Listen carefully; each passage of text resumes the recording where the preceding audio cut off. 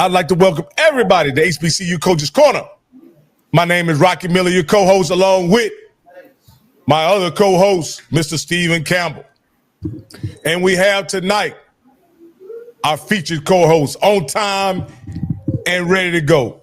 He always seems to show up for the big interviews. So none other than my man, Johnnie Cole.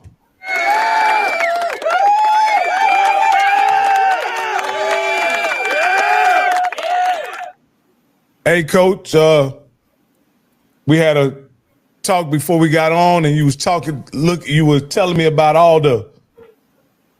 you could tell me something about every team that played this weekend, Coach. Sound like you've been watching a lot of film here, Coach. Man, look, Coach, I got piles and piles of favorites that I'm doing, and of course, I want to keep up with the show, and I really, when I was off point with the University of Texas of Rio Grande, I had to put a little more time. I was off with that. I thought Prairie View would walk through that game, but it was the wrong University of Texas. So I definitely don't ever want to give out bad information. But I'm ready to rock and roll, Coach, every weekend, every Sunday. And thanks to the SWAC TV. I got to give SWAC TV a gracious pat on the back, an attaboy, because it does give us an opportunity to set. I'd rather watch SWAC TV on Sunday and catch up on my games than actually some of the NFL games. So I had the opportunity, man, to watch a lot of HBCU football. Yeah, Coach, let's bring Campbell in here. Campbell, how you doing today, man? Listen, man, I'm going to say this. Hold on one second. I'm right here trying to fix something. I got something very special for Coach Cole tonight. I got something very special, once we, do this great interview with Coach Jenkins, because like I say, Coach, I know folks that know you.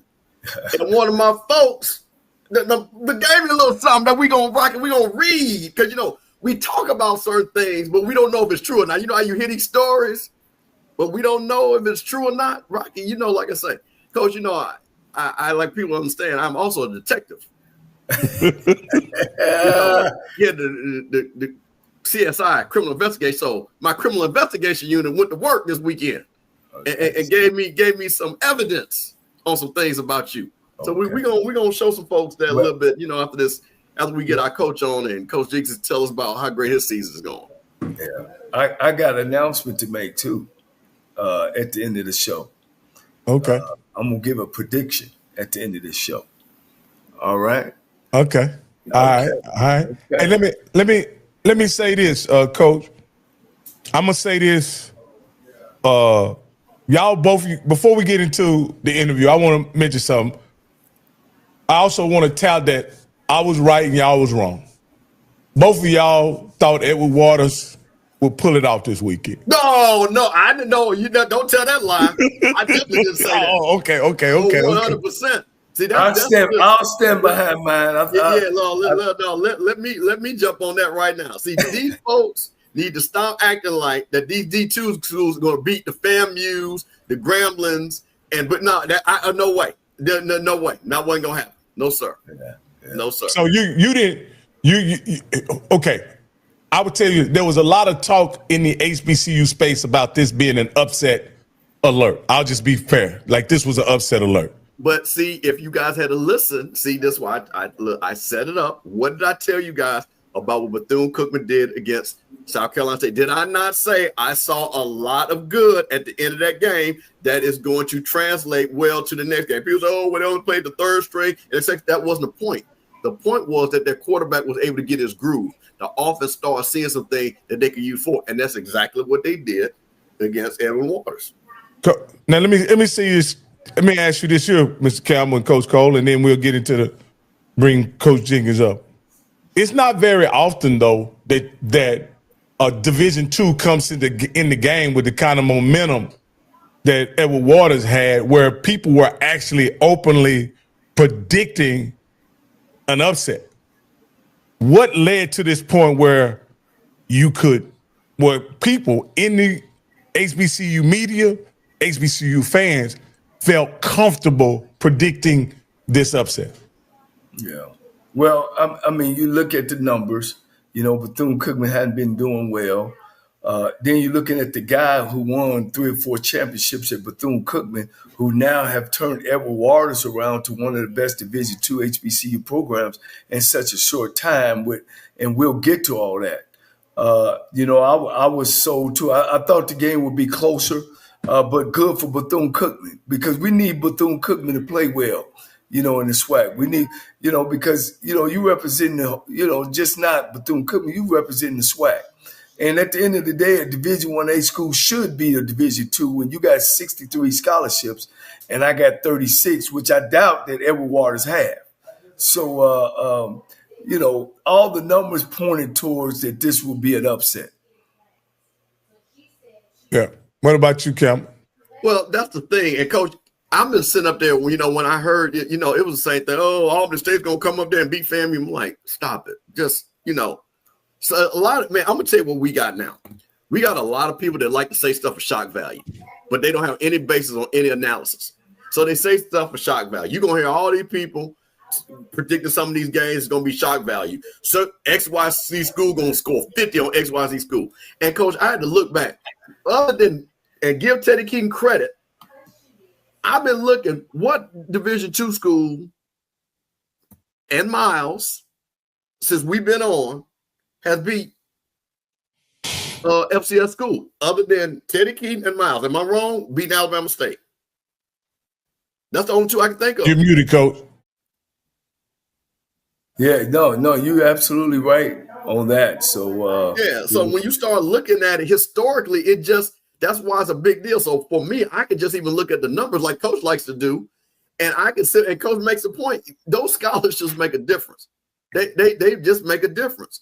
So again, unless you got a quarterback, now I understand what people always say, and again, like what Edward Waters doing, because I'm going to talk about the quarterback that they have, but I just don't see it enough for it to be comfortable. And I'll tell you this too: how many people actually watch Edward Waters play, unlike we do?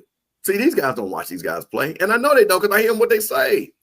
So my thing is, that's why you watch the Coaches Corner. They actually know because we're watching the games. We're watching the game, and we actually have a coach that tells you why they win. Now, Mark and I have our opinion. I think we got good opinions. But the one thing, and I'm going to keep saying this, and this ain't no disrespect to nobody, because everybody got a right to do shows, and this is great for the HBCU space. But I'm not going to sit up here and have somebody that ain't never played going to tell me that knows better than I'm going Ryan Clark on this. You ain't coached. So you can't sit back and tell a man that won a SWAC that it shouldn't be like that. What you win? Madden? NCAA? Have a little respect for the knowledge that you're getting on this show. So that's my thing. This is a very unique show that you get. And again, we're going to have a coach that won. We're going to talk to Brandy, has won HBCU National Championship. You can't tell him about winning. He knows about winning. That's the great thing about this show. So that's my thing.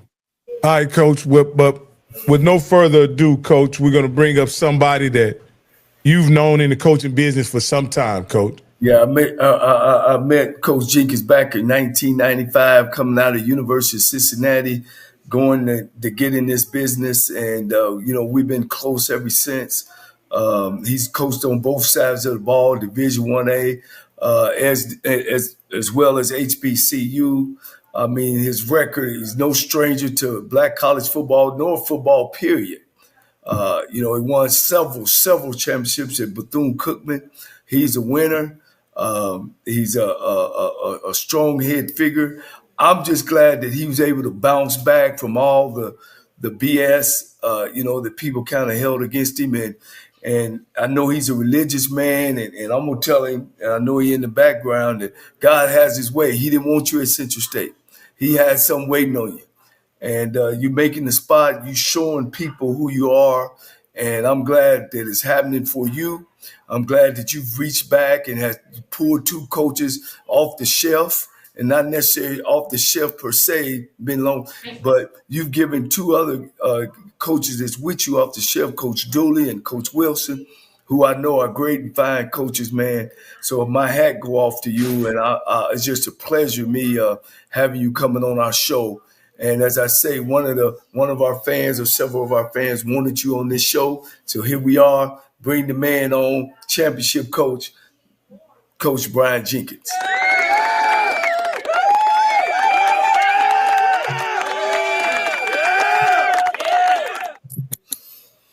Gotta give it a minute. Hey, Coach, are you there? I'm here. Yes, I'm here. Can you hear me? Yes, sir. We can. Okay. All righty.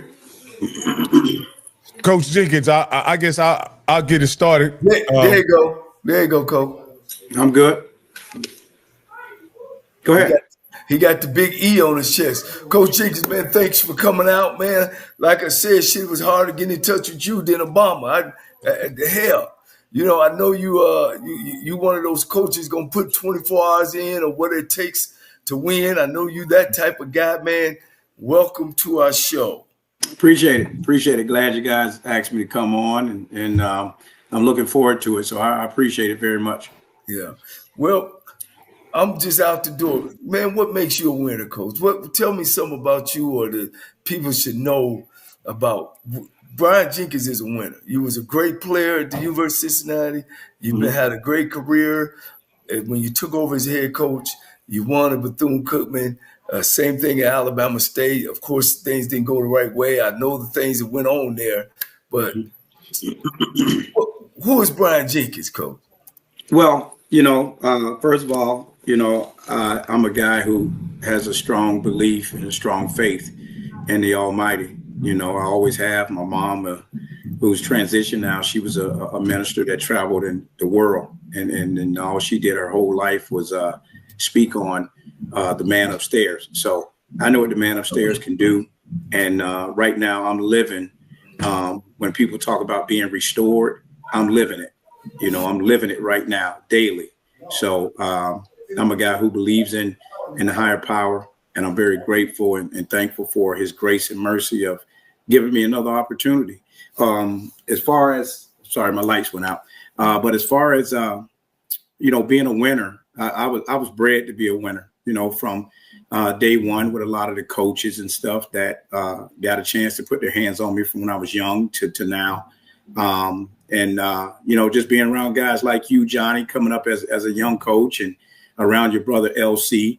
I would chase and run behind you guys when you guys are on top. And still, I tell guys today that some of the things that's done in college football, not just HBCU, but in college football, I saw Johnny, you do it first, and LC do it first. So, I want to make no mistake. I want to give you your respect and props, where it's due. And I remember sitting down with you, and sometimes you had to check me, put my attitude in check about things. So, that's what has made me a winner, being able to come up through the profession, sit down and talk with you, sit down and talk with LC and many other guys. I got a chance to talk to Eddie Robinson before and spend some time with him, just getting a chance to get taught by several people on the game of football first. And then I'm gonna tell this story. I remember the one time me and you were chalk talking, and I drew a play on the board, and you snapped because it wasn't good enough. It was raggedy. It was all over the place. And I remember you told me, if you don't have board etiquette, I don't care what you know, nobody's going to listen to you. So you better make sure you could draw that circle perfect. You could draw that line right. You can teach what's on that board. And, it's just things like that that's important. So I really took to that. I really did. And I'm grateful to this day for you teaching me that. But being a man of faith, having people like you and many other special guys invest in me, and then taking pride in myself and the product that I put on the field, that's what has made me a winner. And I trust the process. The process is hard when it comes to winning, but I trust the process and I stick to the process. And thus far, it's been good for me. You're muted, Coach Cole. Coach, you're sitting at home. Matter of fact, I talked to Morgan when he was trying to make his decision on what he wanted to do. And then you get the call. I know you already, and people don't know that you were one of the top candidates for the Central State job. And the good Lord just did. He said, that one ain't for you. I got one for you. Where you from in Florida, I got one for you. But I know you was impatient. And then you get the call, I guess, from the president. Well, no, it's so crazy because you're right. I was in on the Central State job. I thought I had it. But I've interviewed for 5 head coaching jobs over the last 4 years. And to get right there to the end and then the door to close, Right. But this time, I was at home and I was actually trying to get over COVID, and Morgan calls me and tells me, he's resigned. He had already resigned and he was going to Tennessee State. And I really thought he was playing, because anybody that knows Timo, we know Timo got a crazy sense of humor, you know what I'm saying? And sometimes it's just bad timing. And so I hung up the phone. I got COVID and he called and I think he's playing, but I'm not trying to hear that. But then he called me back and he said, no, brother, I'm serious. You may need to get back to Jacksonville. And I just told him, I said, well, coach, if you're leaving, I need to come get my stuff. I didn't even think about the job, and then next thing you know, got a call from the acting AD. And then I got a call from the president and we talked and then he expressed having interest. And then when I did, get better and was able to travel, I traveled back to Jacksonville and me and the president met for 3.5 hours. And we really sat and talked. And after talking to him, I realized, hey, I wanted the job. And he told me I was going to take the job. He said, you got no choice. You're going to take the job. And he gave me the interim title. And, for me, I didn't think anything about the interim title. I just thought about, hey, I'm the head coach. And so I took the bull by the horns and I ran with it. And I put together a good staff. And right now, this is the end result thus far. Yeah, I was going to ask you about your staff. Mm-hmm. It was almost you were already set because you were thinking you were headed to Central State. But then, boom, this opportunity come. So I know those guys was like, all right, we headed to Central. No, we're not. We're going to Jacksonville, Florida. That's even better. Right. Well, you're correct. 1 or 2 of the guys I had some contact with, and about some other positions, at some other places.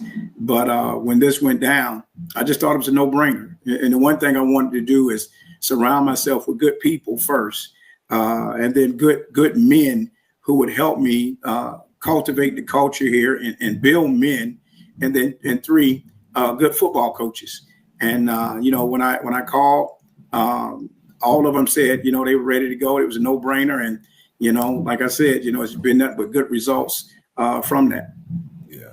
Coach, one of those guys I'm familiar with, being that has followed the SWAC the last 5 years. Mm-hmm. One of the gentlemen, Coach Dooley, he's actually been been interviewed on this show. He went to Prairie View, had success.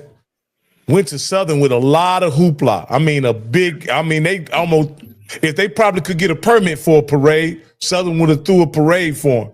Right. And it just didn't quite turn out the way he would thought.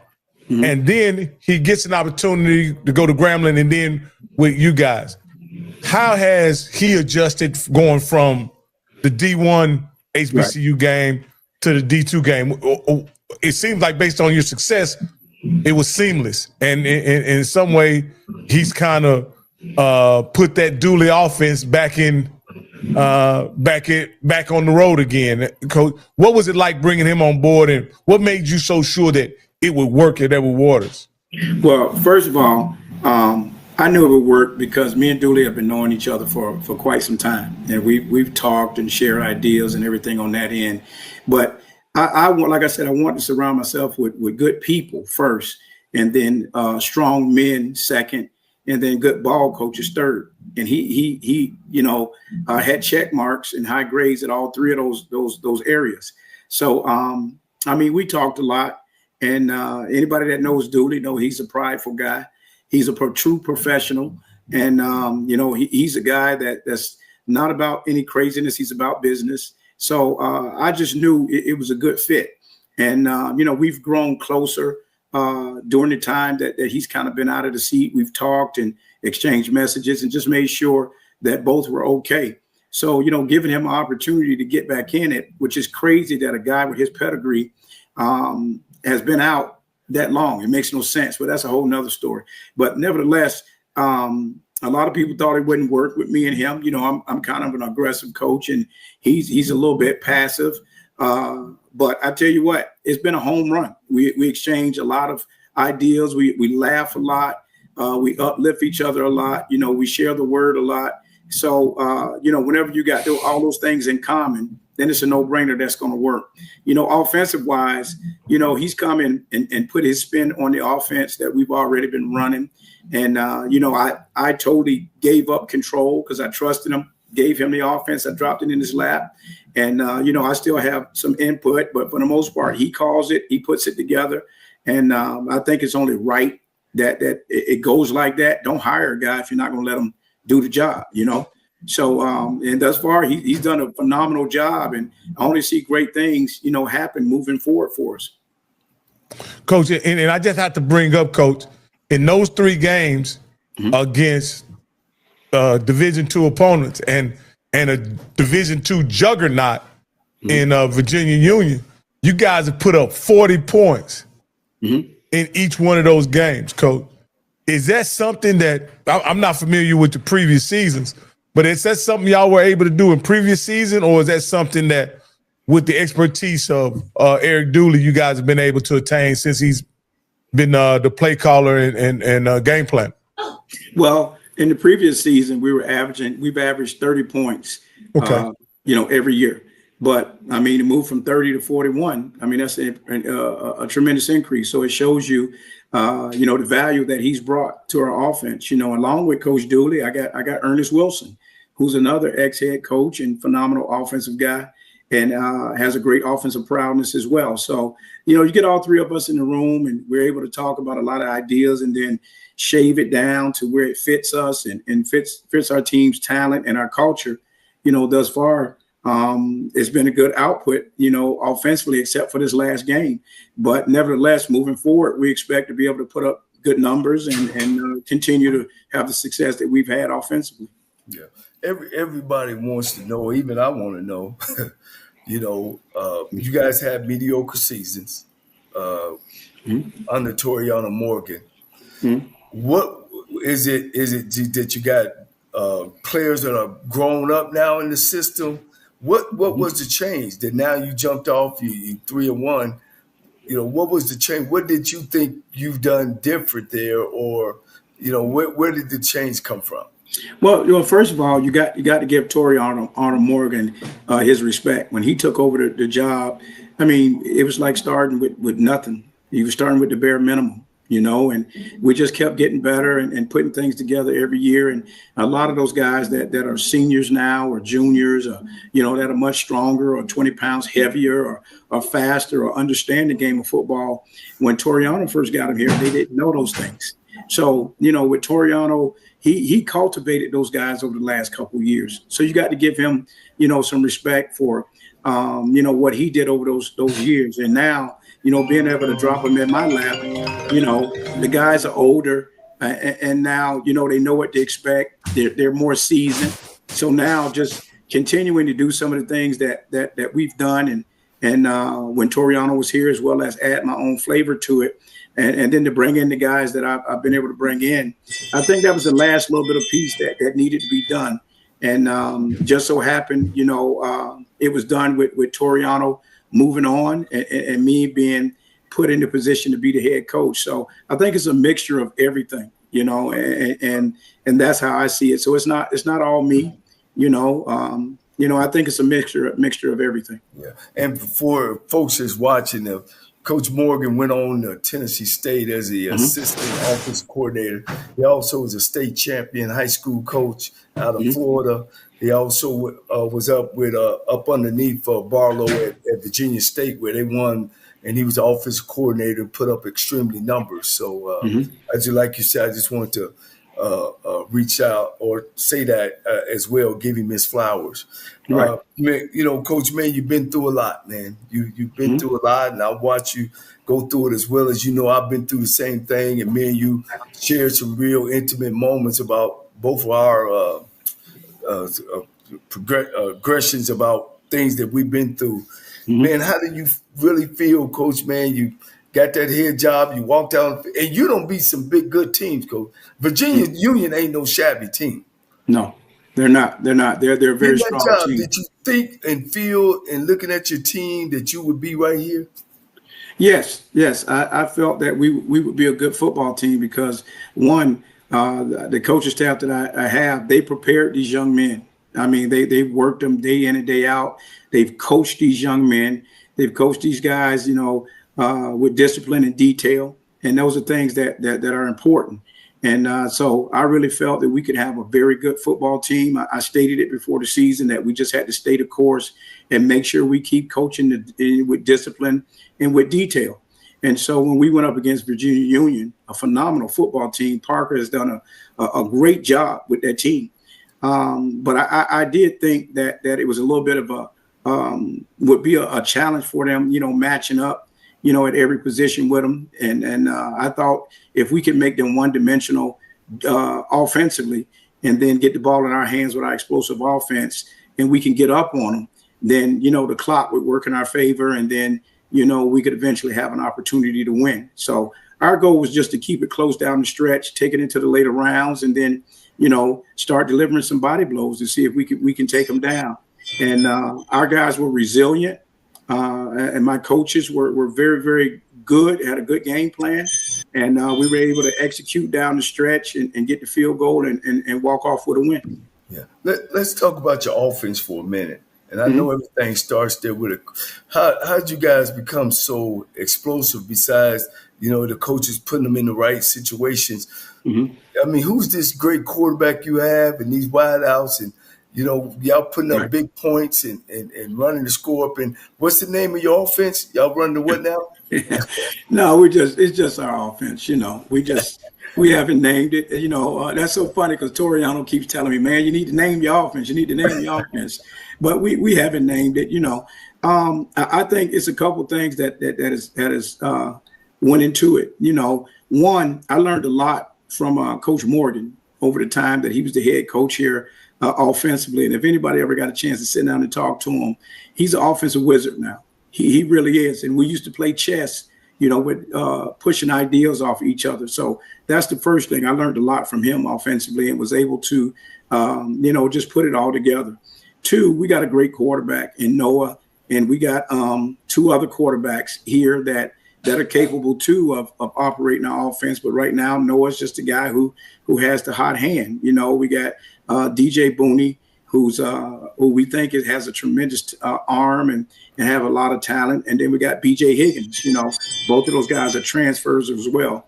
But Noah has been really good, and that's another reason that Coach Dooley was brought in. He was familiar with our system and being able to put his system, with our system and just put a good offense together. But, it's been really good. And then we brought Coach Ernest in, who's really good at a lot of things with the, with offense and the air raid stuff, and just giving us some ideas.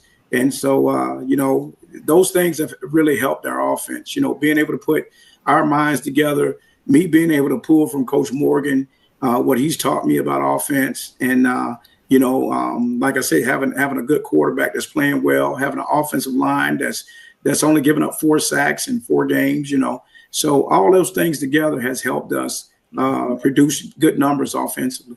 Let me ask you something, Coach. There's one thing we show on the show, and Rocky gonna appreciate what I'm saying. In the last 25 years now, Rocky, the Black College HBCU has changed these coaches around, changed the coach around. You're one of the few that's on the rebound, and hopefully, Edward Waters do you well so you can stay there. But what made you go back and choose coaches instead of hiring a bunch of young cats on your staff so you could be the smartest in the room? Well, I mean, trying to be the smartest in the room really makes you the dumbest in the room, to me. I've always learned you're only as good and you only have the success, based on the people that you surround yourself with. And those people got to know more than you in areas that you don't know enough in.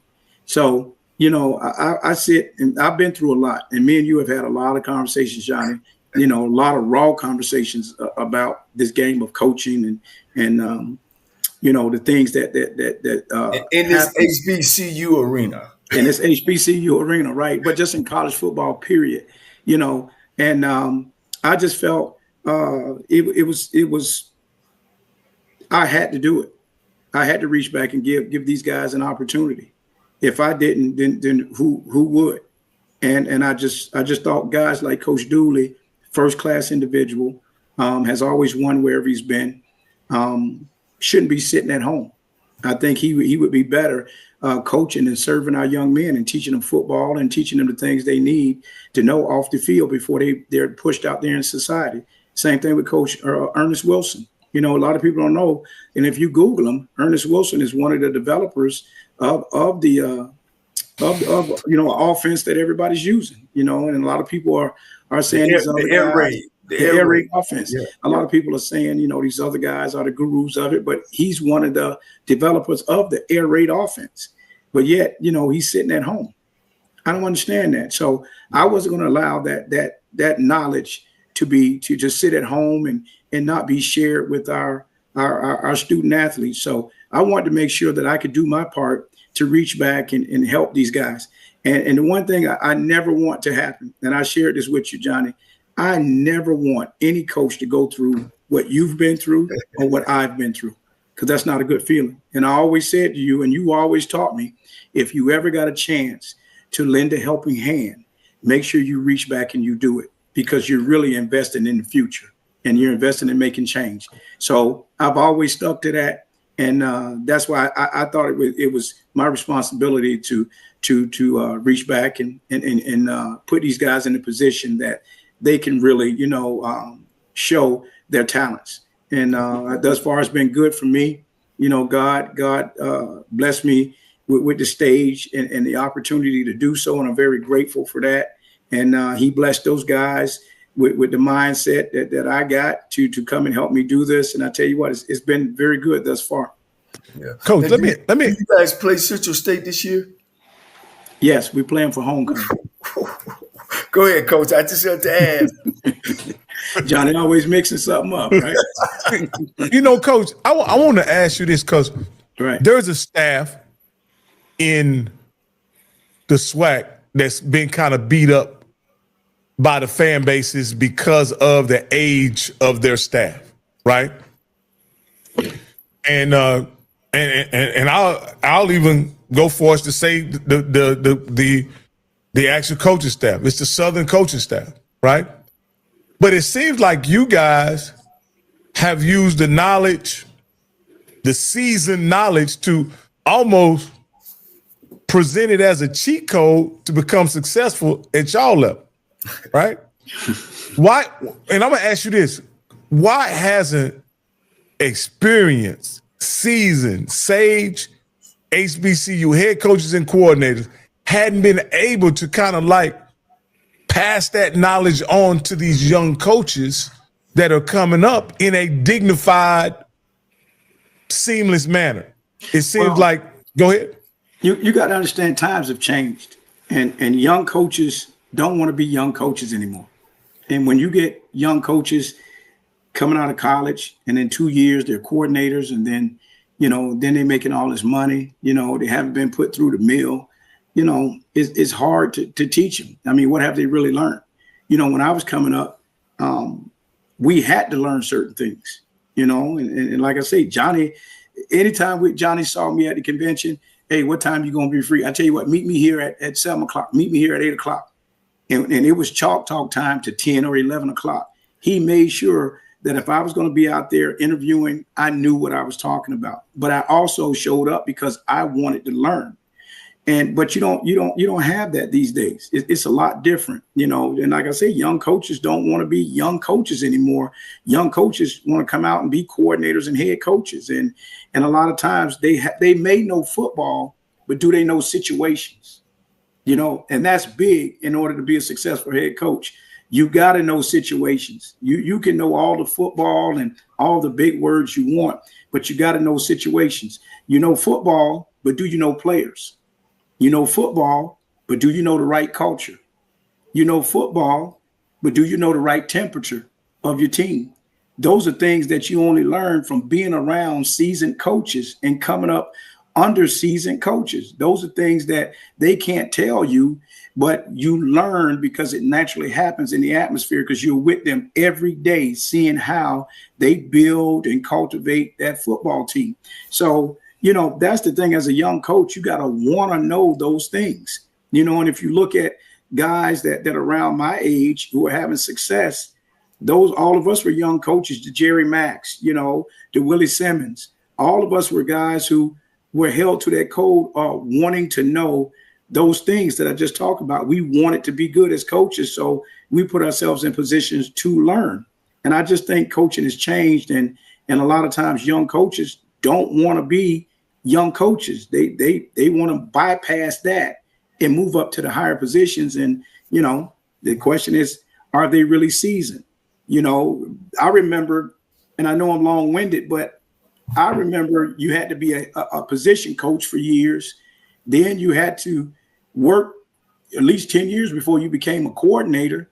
Then you had to be an offense or defensive coordinator for several years before you were even considered being a head guy. And then it changed, and you went from being a position coach for a long time to getting a coordinator job of offense, defense, and then special teams came into play. And then you got considered to be a head coach. Well, now, shit, you got guys coming out, they're 2-year wide receiver coaches, and then damn, the next thing you know, they're head coach at a major Power 5, and they hadn't done nothing. So then you wonder why they're not successful, where they're not seasoned. They may know football, the X's and O's, but you got to be seasoned as a coach to be able to run and really build a program. And I just don't think these young guys are taking the time to get seasoned before they're being presented with these positions. Yeah. But go ahead, guys. I'm gonna let y'all have it. Me and Jake, we'll talk down the road some more. I'm gonna let the Rattler, because I know you put plenty foot in those Rattlers over the years. He said he's sitting there frowning. I'm wondering what's wrong with him, but come on, I'm ready. Come on. Evidently, you don't spoil a lot of Rattler homecomings. Listen, that's why they call me the Rattler. All the classic. I'm all right. They call me the Rattler Killer, so ain't nothing changed. You muted, Mr. Campbell. We can't hear you. I said, Coach, I came in peace. You see the background. I came in peace. Trying to have a peace offering, and here you go. You cannot forget your background. You know, the people you surround yourself with sometimes make you act up. So I'm sorry. I apologize. I try to come in peace. You know, we know you gave us that decade of misery down there, family. You was almost half of that misery. We understand that. You know, won national championships while we were trying to find out what that even meant for during that time. But that's okay. That's okay. Right. But we're going. I'm going to bring it to two things because as the conversation went, I want to talk about Noah Body. And I want to kind of set up what's been amazing. So when Noah Body came in, he came in doing the same class as Shedeur Sanders and Andrew Body. So for people like me that are big SWAC guys, I thought we were going to have that Grambling Jack State battle for these guys, you know, from freshman all the way to senior year. You know, Andrew Body being the Texas Southern. Well, of course, Noah had, as they say, took a path a little bit different than Shedeur and Andrew. How has he been able to look at his career as somebody that was really a top recruit coming from New York City, going to Grambling, going to Southern, and now there and having success?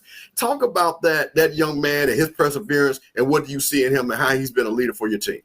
Oh, man, I tell you what, his perseverance is truly unmeasurable. It really is, you know, to come out. First of all, let me say this. First of all, why I got respect for Noah and why I really believe and really just think the world of Noah. When Noah came out of high school, Noah was one of the top quarterbacks in the nation and could have went to any Power 5 school, multiple Power 5 schools, Power 4 schools. Everybody wanted Noah. He was right up there. Noah put it out there that he wanted to go to an HBCU. You got to take your hat off to the young man. He didn't fall for the fool's gold. He wanted to go to HBCU, and he chose to go to a HBCU.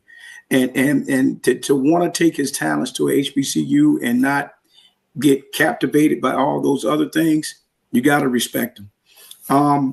But me having a chance to get Noah here, has just been phenomenal. From day one, he came in and said what he wanted. And I told him, I could definitely give him that. And this program could give him that. And at that time, I was the coordinator. So me and him was working hand in hand. And then when I became the head coach, it just got even better. And then bringing Coach Dooley on just got even better, So I think his talent level is right up there with all the other top quarterbacks. Of course, we know the notoriety is not there because, we're D2. So people think we can't coach and our guys are not have good technique or anything, but you watch Noah, he could play this game. And he can do everything all those other quarterbacks can do and some better. And I'm going to tell you, he's still not operating at 100% yet. He's not. I've only seen him probably operate at 70% because I'm very hard on quarterbacks. Like I say, a lot of stuff I was taught by Johnnie Cole. So I'm very hard on quarterbacks now. And I tell you what, once we can get him to 100%, man, look out. So this young man is a tremendous leader. He's very, very passionate. He's passionate about winning. That's the thing that I like. He's passionate about winning. He's a film rat. He's in between classes. He's in the office watching film. After practice, we got to pull him off the field. We really got to watch his rep counts because he doesn't know how to take it easy because he's so passionate about winning. And when you got a guy like that, then you're going to have a good football team. And I tell you what, his passion and just his will to win and his work ethic has really affected this football team in a very positive manner. And like I say, things are really working in his favor and our favor, thus far because of some of those things that I mentioned. Coach, let me wait a minute. Hold on. Slow down. You mentioned something I think is important. And if you can share it, that would be great. You said some of the things he wanted. Are you able to, is there anything publicly for us, his plan or what he was looking for to be coached? Because I thought that was very interesting when, because a lot of times players say what they want, but it sounds like you were receptive to what he wanted and you wanted to help. Are you able to, at a 50,000 foot level to talk about that or not? I can understand. Without a doubt. And it wasn't nothing that was outrageous. The young man just said he wanted an opportunity where he can use, all of his talents and he could just be himself. And I told him, well, you're going to get that opportunity here. And he said, he just wanted to be coached. He wanted to be coached hard because he wanted to be good. And I said, well, you're going to get that here. I said, I can provide all those things. And I told him what I wanted. I wanted a guy who had skin up an armadillo, who was willing to learn the game of football and master his craft. If he wasn't willing to master his craft as a quarterback, then, I didn't want him. But he promised me he was ready to master his craft and that he would put the time in. And thus far, he's held to his word. And right now, you can see the results of it thus far in his performance. And like I said, he still has a lot of things to work on. He knows that. I critique him very hard. And like I said, I critique him on every little thing because I want him to be ready when his time comes. And I don't want there to be any questions of, can he do this? Can he make this throw? His footwork or his body posture or anything like that. And then I want him to be able to get on that board and have board etiquette and know where to go to the ball, where his hots are, where his sighted jets are, where his blitz threats are, how to spin the protection, to his blitz threats, where to throw off of, how to protect his A gaps, being able to read his quarter deck, his high deck, so it can show him what coverages he's going to get, be able to read the corners, are they inside, are they outside, to know if it's going to be a man turn or the guy's going to play zone, being able to read the leverage of the linebackers, are they A gap readers, are they B gap readers, are they playing stack, all those things. I want him to be able to know. So when people come in and ask the questions, he can answer those questions with confidence. And it's no doubt that he's a guy that can play at the next level and have the intellect to play at the next level. Because a lot of times, you guys know, let's be truthful now. A lot of times there's always questions. Oh, we don't know if he's smart enough. We don't know if he can adjust to the speed of the game. Well, under my watch, I'm not going to let that happen. And I know under Coach Dooley's watch, that's not going to happen. Along with Coach Ernest and all our offensive coaches, we're making sure that he's prepared for Saturday. And hopefully that will also put him in a position to be prepared for Sundays. Coach, I'm going to tell you, Rocky, I think he's chiming up, but I'm going to circle back around, because you touched on a couple of things, but I'm gonna let Rocky, because I don't want to. No. What I was just gonna ask him is, I just want to mention that Noah played in some really big games in the SWAC, and how is that correlated to him being able to perform in those really crucial moments for you guys, right? At Edward Waters. Well, I think it shows in a lot of moments, all the way down to our first game. Starting with our first game, we were behind 14-0, our first game to a good football team. And the first thing Noah said, "Hey guys, relax. We got a lot of football left. Our offense hasn't really touched the field yet. I missed a throw or two, but hey, I'm gonna make those throws. You guys keep running the routes. We're gonna be fine." So playing in those big games, I think, has given him the calmness that is needed at that quarterback, along with the confidence and the ability to spread that mojo to the other players, to let them know, don't panic, trust the process. Like Coach says, let's stay in the moment and let's operate our offense. And I think that showed in the first game. I think it also showed in the second game as well, when we sputtered a little bit against a team that we were better than, no disrespect. And he came to the sideline and just say, "Hey, let's put our energy into us and not them. And let's operate at the level that we're supposed to operate and keep the expectation." We went out and our offense did pretty good. And then if you look at the third game we played, he took a pretty big hit at the end of the game, which I thought was a bad call. I thought it was a forward pass, but they called it a fumble. And he came right to the sideline. He told our guys, "Hey, we got 2 minutes left. This is what we do. We know how to do it. So let's go." And I think playing in those big games has prepared him for those moments. And it's given him the ability to operate in those moments with no pressure. And, like I say, thank God he's on our team. And thus far, he's doing a good job at the quarterback position and putting us in a position to win. Coach, one of the things I wanted to ask you about, and this is kind of what we're seeing at L1, you all have a very young, dynamic president, Dr. Faison. How has he been able to, because you see the enrollment growing, you're seeing things, he's a young, I heard he's a big football fan, a big fan of yours. That's why he even said, "Hey, I need you to stay." I heard that at the Golden Grapevine, he was like, "Do not leave. We're going to take it." Talk about how much that means to have that type of support from the president, and a little bit about this young brother that's leading the university. Yes, I tell you what, Dr. Faison is a phenomenal guy. He's strictly business now. He's strictly business. He's about business. If you're not about business, he's not going to have you around him. And he's a competitor. He's a competitor at all levels. He wants to make sure that he's top shelf in everything. There's nothing he's going to do secondhand or second class. That's him. It's either first class, top shelf, or it's nothing. And that's how he is, and then on Saturdays, not even Saturdays, you get to Wednesday, we know we're going to look up in the press box and he's up there at practice.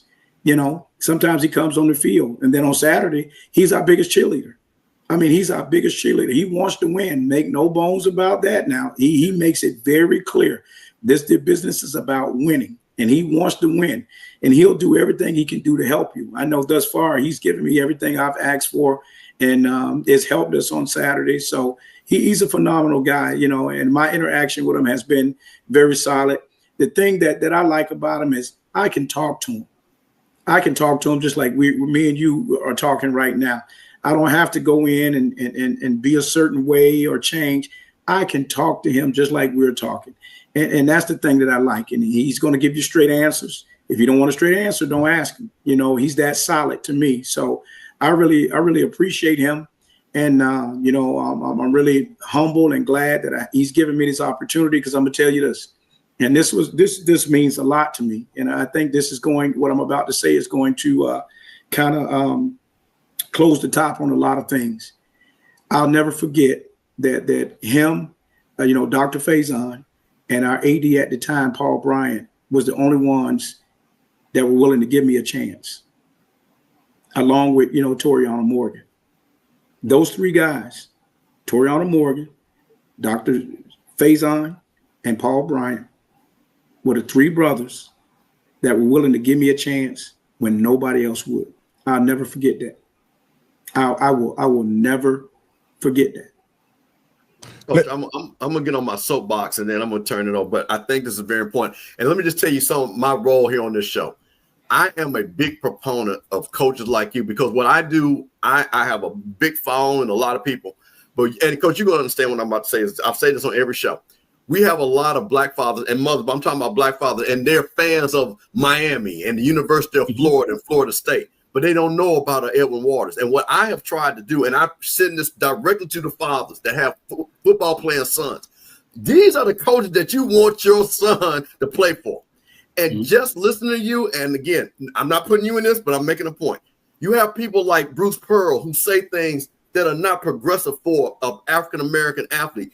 You listen to what you're talking to know about. This is the reason why I tell all these guys, hey, maybe your son can't play in Georgia, but you know what? Maybe Coach Jenkins could get him and build him up and get a great education down at Edward Waters. What do you think about that when we're looking at these fathers that can look at you and say, you're going to take care of their son? Well, I think, first of all, we as coaches got to understand our responsibility, and I understand my responsibility because of the guys that taught me when I was a young coach. And that's why I say, when you're a young coach, you may be good in X's and O's, but you got to learn to be a seasoned coach. I learned from guys that did the things that I'm doing now. I watched Johnny, take young guys under his wing and teach them.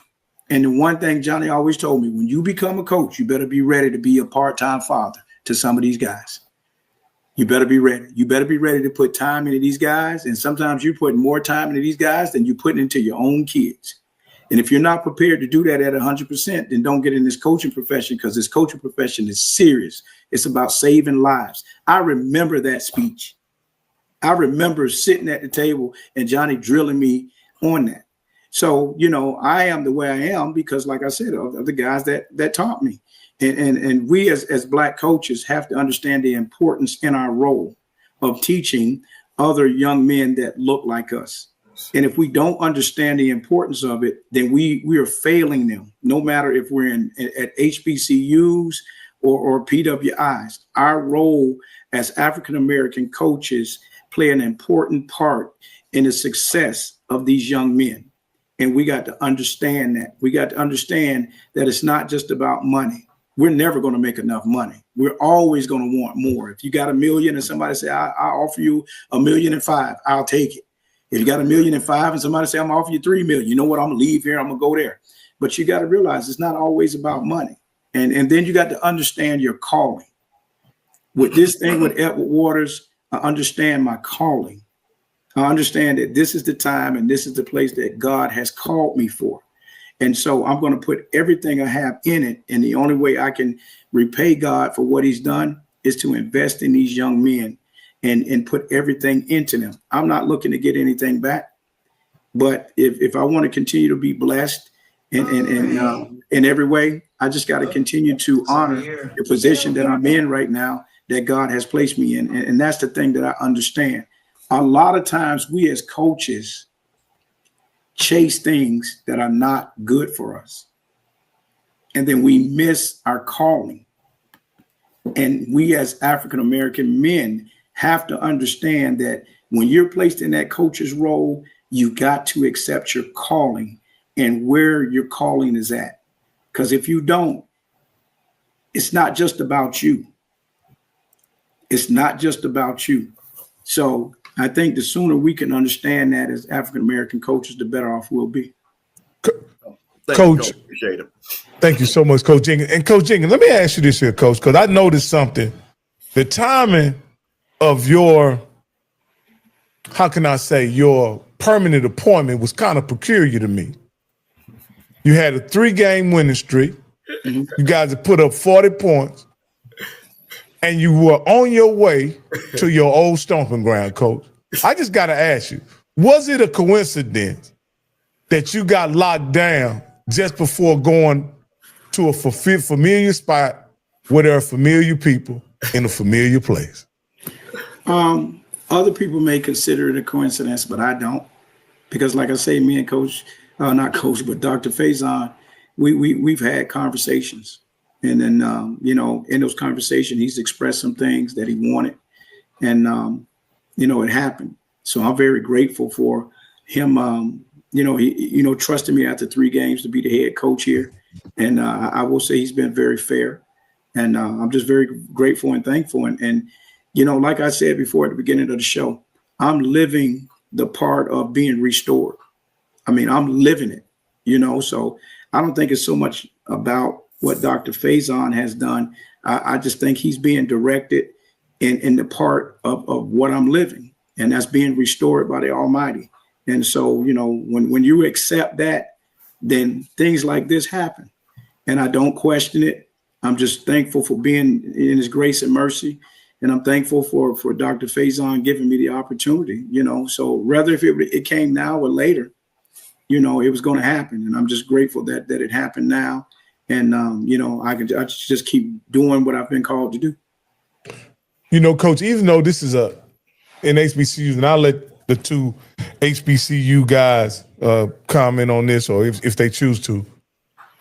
As much as people love their HBCUs and you know, really champion HBCUs, there are not a lot of stories about being restored, given second chances.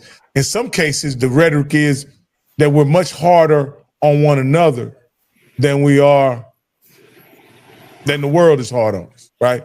And I just know that I'm happy to hear within the HBCU space that there are men that are willing to invest in one another. And I consider your story something that we all can be encouraged by the simple fact of you're a man that did the work, proven that he's qualified to be in the position that he's in, and he was rewarded with what you consider a fair contract and a fair opportunity. And I think that's encouraging as I follow HBCU sports, because we don't hear enough of those stories. I'll just put it like that, Coach Jenkins. We don't hear enough of those stories. But you got to understand how I was able to get here. And how I was able to maintain, you know, my mental side and able to endure, you know, what I've been through. And I was able to do it because I've had many conversations with Johnnie Cole. I've had many conversations and given some directions by Johnnie. Hey, you listen now, you're at this point, don't do this. All right, be careful, do this. You know, you got this, what you need to think about, you know, reach out to this, you know, go over here to this. I know you don't want to, but go over here to this and, you know, and this and that, you know, and so, you know, being able to have that outlet or that channel has helped prepare me and put me in this place. And then, like I say, you know, being able to correct some things about myself and just being real with myself, you know, and going to the Almighty and praying and staying prayerful. You know, when you got those kind of outlets, you know, things are going to improve, you know, and things are going to happen. So like I say, that's why I think it's my duty to reach back and help guys and create opportunities for others. And this is just a start for me being able to help, you know, brothers like Coach Dooley and Coach Ernest, you know, there's some other stuff that I'm working on to hopefully create a bigger stage that will be able to do something, you know, in the future for some other guys. So, you know, but like I said, I had a great outlet with Johnnie. I mean, it's many nights we've been on the phone and I don't broke down crying and it was just ready to shut it all down. And no, you're not shutting it down. You know, we're going to find a way to push you through, you know. So when you got supporters like that, and then you're willing as a man to accept your faults, and then you're willing to get on your knees and pray for forgiveness and redemption, you know, it can happen. And why it's happening to me and it haven't happened to others, I don't know. You know?